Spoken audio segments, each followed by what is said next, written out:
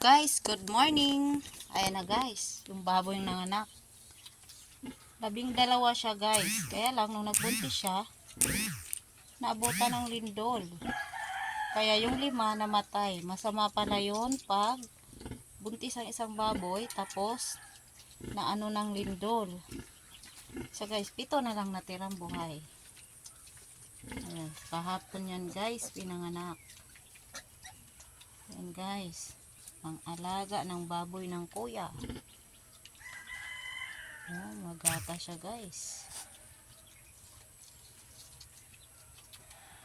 Ayan guys, ang alagang baboy, 7 ang buhay, 5 ang patay. Kawawa naman, dami pa namang gatas niya guys.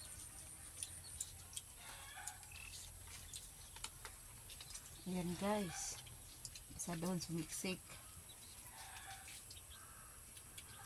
Nagwiwi siya doon guys. So ayan guys,